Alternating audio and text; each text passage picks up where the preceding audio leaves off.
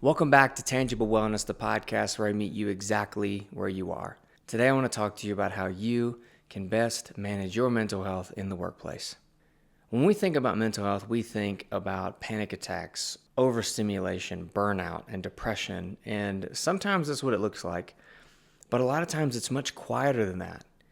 It's you feeling stressed as soon as you open your inbox, or it's you trying to multitask while you're in a meeting. It looks like you eating lunch while you're working because you can't seem to catch a break. And it's you going home feeling mentally exhausted, plopping down on the couch and scrolling instead of spending time with your loved ones. And today I really want to touch on 3 specific areas that affect your mental well-being the most: overwhelm, overstimulation, and dysregulation. And most importantly, I want to give you some practical tools for your mental well-being that actually work. So let's understand overwhelm. A lot of people think that overwhelm means that you're working too much, but in reality, it's actually more volume than perceived reality. It's when your brain says, I don't think that I can manage everything being asked of me right now. And that's when your brain and nervous system start to move into survival mode. You become reactive instead of intentional. You start to forget things. You get distracted easily. You become irritable and you struggle to focus. If this is you, then overwhelm is when your capacity, your mental capacity, is beyond its reach. And in those moments when you reach overwhelm, you start to think, I start feeling guilty. Am I not doing enough? Or am I not capable of handling this much workload? And truthfully, that's not it at all. It just means that your nervous system has reached its limit. And research tells us that workplace stress affects a large percentage of employees and doesn't just stay at work. It spills into sleep, family, and physical well-being. Now, what makes overwhelm difficult is that many people think they need more motivation, but often they don't need more motivation at all. They need recovery. When you're pushing yourself at a high capacity all the time, your body needs the opposite. You're starting to feel overwhelmed or stressed as soon as you open up your inbox. Take note of that and ask yourself this question: what do I need right now in order to feel regulated? And if it's, I need to scale back on how much I am trying to get done in a day, doesn't mean that you have to scale back on your workload. It just means you need to scale it out more, meaning only give yourself 3 to 5 things that you can actually accomplish today. That decreases overwhelm and it helps regulate your nervous system, knowing that there's a limit or there's an end to the stimulation. I think that one of the biggest issues in modern culture today is overstimulation. We are surrounded by information.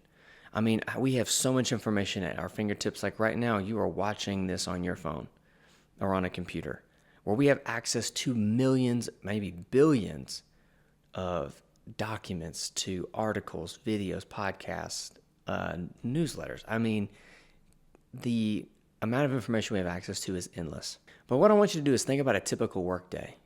You wake up in the morning, you got texts, phone calls, emails, news notifications, you got social media notifications, you have meetings, you have responsibilities for your family and your kids, your spouse, your family members. The list goes on and on. But when we're constantly switching between tasks, what this does, our brains are not actually designed to deal with this many tasks or responsibilities or perceived responsibilities. And a lot of times people don't really ever allow themselves to have mental stillness, meaning silence or solitude. And so think about the last time that you had true silence and what did that feel like for you? And when we don't have that silence, what it does is it feels like we have to be filling it with something or doing more. And so when we feel tired from being overwhelmed and overstimulated, we think we need more stimulation from caffeine.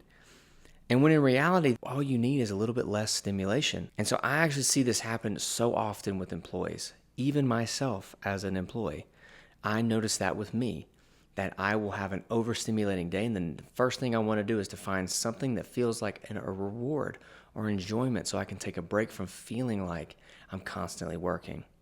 Because sometimes even meditation and mindfulness exercises can feel like a job.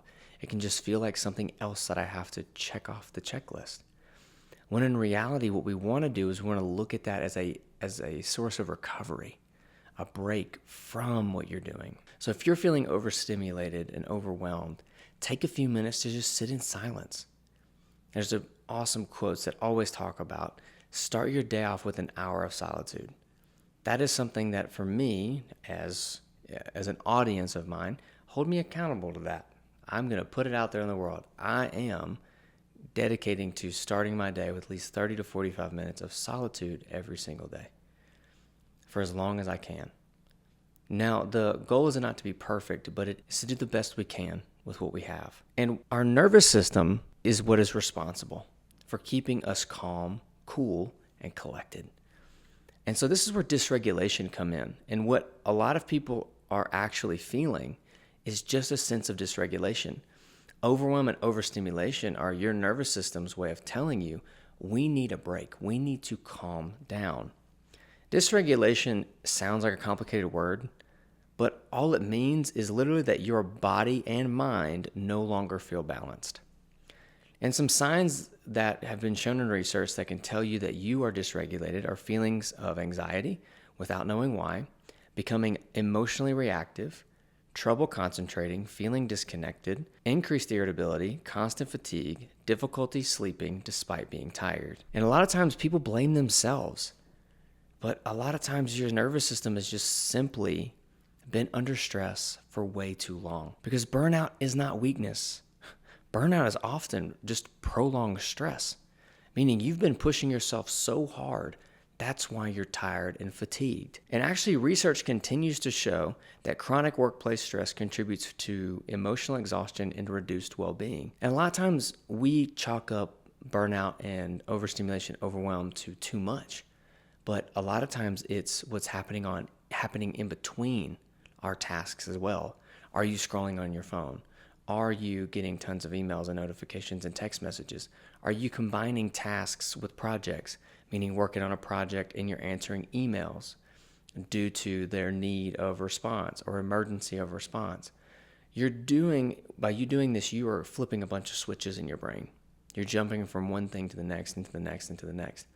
And when you do this, it erupts imbalance. Our brain is designed to focus on one thing at a time. Could you imagine, just to give you an example, if I was doing this podcast right now and I just started working on emails while I was trying to do this podcast, I would be so jumbled. I can barely do this without jumbling my words. So the brain is designed to do one thing at a time. So when you're focused on a project, silent your notifications. Time block yourself. I'm going to work on this project for an hour and then I'm going to spend 30 minutes answering emails. By you creating structure, it decreases overstimulation and improves working efficiency of your nervous system. Now, here are some practical tools that you can use immediately today to help you regulate your nervous system, decrease overwhelm, and improve overstimulation. I've given you some along the way, but number one is the 1-minute reset.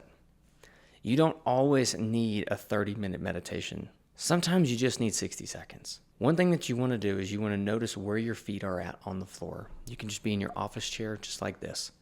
And what I want you to do is I want you to practice closing your eyes, breathe in through your nose as deeply as you can, and exhale out of your nose. Super simple. You can set a timer or you can just sit there. I always recommend breathe until your shoulders and your chest relax. Get out of your head and into your body. Or you can set a timer for 60 seconds. Both are practical. But the point is to try and get true as relaxed as possible before getting back into work. Create disconnection or transition moments. So in between your tasks, a lot of times what you see is employees or people will just jump from one thing to the next. Instead, give yourself a transition period. Get up and go get a glass of water. Take a few minutes to breathe. Set yourself up for success. When you jump from one thing to the next all day long, that is what causes exhaustion. By you creating that little bit of a disconnection, it helps to reset your battery for a better output in the next project or tasks or meeting. So create a 1 to 2 minute buffer between, and that'll help you. It's a great time to do the 1-minute reset, to just breathe and then get back into work. Number 3, speak to someone. Vulnerability is your greatest strength.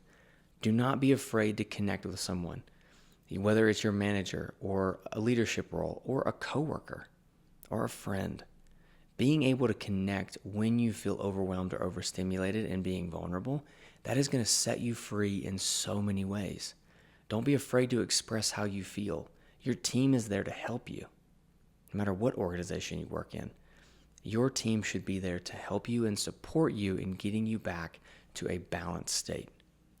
So if you're feeling low, if you're feeling like you don't really know how to express how you feel, journal it and then go and schedule some time to talk to someone. If you have a health and wellness manager at your job, or if you work, contact me. I'll be glad to sit with you and answer any of your questions at any time. And sometimes it can be good when things are really intense. Speak to a professional. Go and schedule time with a therapist, a counselor who can meet you where you are and help you better understand your emotional state and teach you some different mindfulness skills or emotional intelligence skills to help you better understand your triggers, your workload, and how to better manage your emotional state in life and in your career. And number 4, I just said this one, but communicate with leadership. Talk with your leaders about how you feel, your manager. Be open with them. The more open you can be with them, the more trust and rapport you're going to build and the more understanding that they can create for you and your workload. By that taking place, it is going to create a more supportive environment for both of you and for your entire team.